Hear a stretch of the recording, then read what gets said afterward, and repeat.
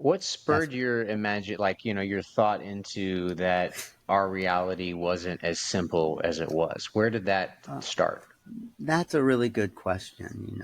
I think I had out of body experiences when I was younger. My father was actually a searcher. He was a great businessman, but after he built a business, he started to investigate Zen practices and metaphysics, and that gave me the permission because here's my father. It's Right. like, oh, Yeah. well, this is the most interesting thing I found, and really that started me on the true Hmm. path. So I had that background, but I went to see this channel. Okay. Channeling was big and was starting to become big in the 80s. Now you could find a channel on every street corner, but Yeah. in the 80s, it was still a little weird. I mean, still a little weird, but Yeah. it was strange. And this woman channeled this 35,000-year-old ascended warrior. And I thought, it's either one of three things. She's either a great actress, which, the words and the information were great Shakespearean dialogue, or she's crazy. She's probably just like schizophrenic. And we know some of those people who say there's some, or possibly, perhaps, I don't know, maybe not. This could be true.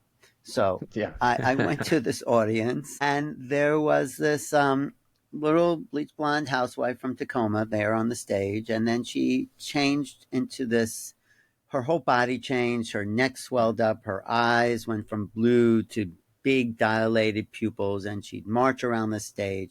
I mean, it's a great act, but I got a chance to ask a question, and this being, whoever that was, said, "Entity, what say you this day in your time?"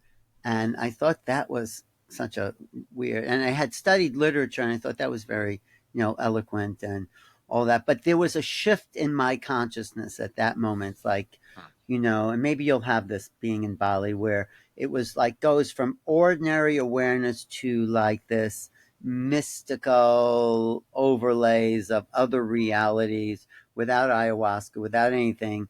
Things Right. just shifted. It was sort of like an ayahuasca, but in a way more definitive.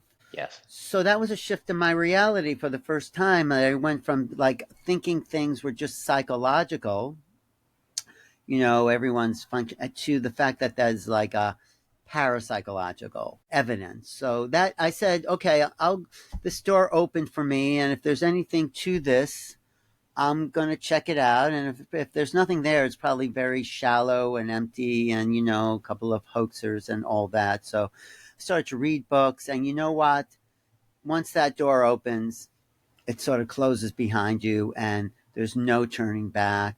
And Yeah. the level is not superficial. It's deep, deep, deep. It's probably the deepest because it's the origin of all traditions, all religions, all Right. metaphysical studies. It's infinite, that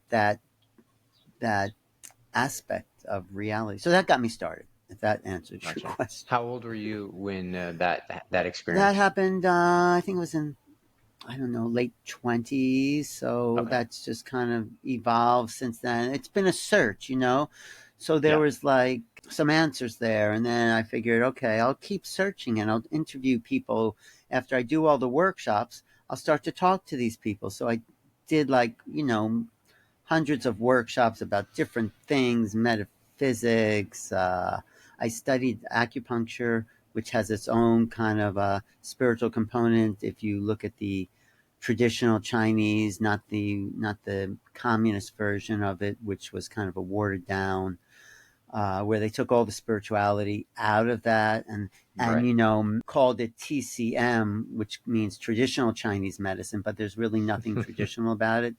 So to Right. really understand Chinese medicine, you have to go to the Taoist approach, which is some people call classical Chinese medicine, which I found an amazing teacher named Jeffrey Ewan, who did teach that. He taught the real spiritual traditions behind the Taoist practices. But you won't get that in most acupuncture schools. So a lot of things I did just keep reinforcing this thing that Yep. there's this other reality. So that's how I Yep. sort of got started, right? Yeah. So yeah, thank you for answering that. Yeah. Where did when you had that experience, when did it intersect the realities with I guess I don't know what comes to mind is like extraterrestrials, or like where do Yeah, those right. intersect? Because I don't know where they would for me exactly. That's a really good question. And that is a question that a lot of people, even investigating extraterrestrial UFOs, are asking. And there seems to be this paranormal element to the UFO phenomena. So it's not just visitors from outer space. That's the old because there's obviously something here. I mean, Yeah, there's things in our space and they're physical, but there's yeah, this paraphysical, paranormal aspect to it. So that's one of the reasons, and maybe you've heard it went from UFOs to UAPs, right, unidentified anomalous phenomena.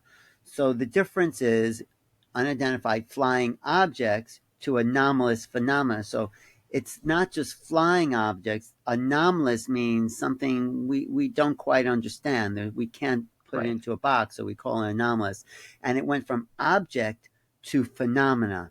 So what the government, and I think it actually started in the UK, realized these are not objects. The phenomena is having an effect on people.